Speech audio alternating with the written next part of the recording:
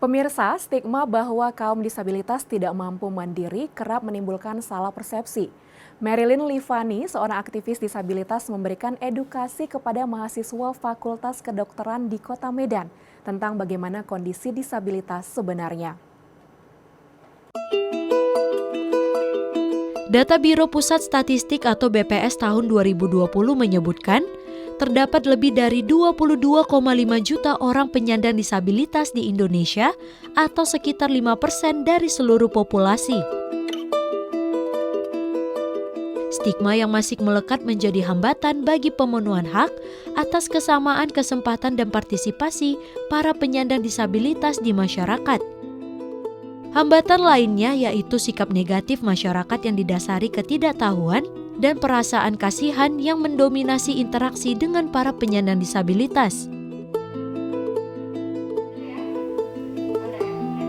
Inilah yang menggerakkan Yayasan Dwi Tuna Harapan Baru, sebuah lembaga pendidikan anak berkebutuhan khusus di Medan, melakukan edukasi inklusif disabilitas kepada 70 mahasiswa kedokteran salah satu universitas swasta di Kota Medan.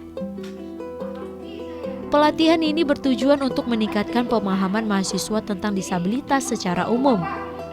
Pelatihan inklusif disabilitas ini memberikan gambaran cara-cara berinteraksi dan berkomunikasi yang baik dan efektif dengan para penyandang disabilitas. Marilyn Livani, seorang disabilitas netra dan pendiri Yayasan Dwi Tuna Harapan Baru yang menjadi pelatih kegiatan ini, optimis pelatihan ini dapat memberikan masukan sehingga pelayanan medis kepada disabilitas dapat lebih baik lagi. Jadi ini ya, disability inclusive training memang kita desain supaya masyarakat itu lebih mengenal apa itu disabilitas dan apa sih konsep-konsep yang baik dan benar untuk menghadapi orang-orang dengan disabilitas. Jadi kenapa muncul kata dis dan able ini? Karena tidak adanya dukungan sarana atau dukungan dari masyarakat kepada orang itu. Tapi dis dan able ini bisa dijadikan enable.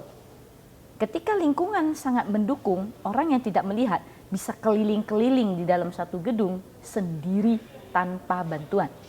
Makanya perspektif ini perlu dibangun sehingga menunjang kemampuan kami, kemandirian kami dalam bermasyarakat dan menghilangkan tentunya hambatan-hambatan sosial sehingga kami bisa menjadi setara dengan orang-orang yang non-disabilitas lainnya.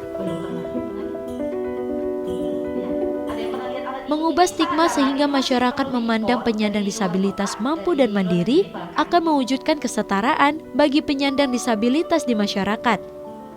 Muhammad Taufik, salah seorang mahasiswa, mengaku pelatihan ini telah mengubah pandangannya menjadi lebih positif melihat kemampuan para penyandang disabilitas.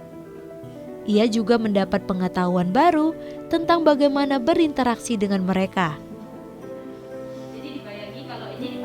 Banyak hal yang saya dapatin, baik itu sebagai sesama masyarakat ataupun sebagai calon dokter, ya kan.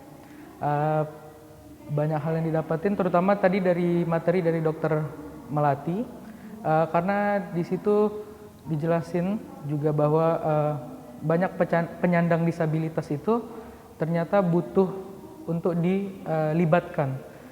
Juga apa-apa yang akan kita lakukan ke mereka itu perlu ditanyakan. Jadi nggak semerta-merta kita lakukan sesuka kita gitu. Selain menghapus stigma, ketersediaan fasilitas khusus disabilitas di ruang publik akan membuat penyandang disabilitas mandiri dan beraktivitas dengan aman di ruang publik. Ini merupakan pengetahuan tambahan bagaimana menghadapi pasien disabilitas. Kasihan, tidak mampu, jangan lagi merasa bahwa disabilitas itu tidak mampu, tetapi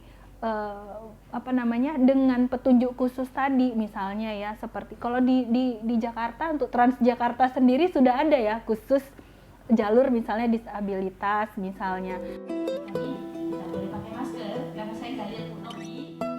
Bergerak bersama untuk mengubah gambaran negatif tentang disabilitas secara komprehensif dan terpadu merupakan bentuk dukungan mewujudkan kesetaraan hak para disabilitas di Indonesia.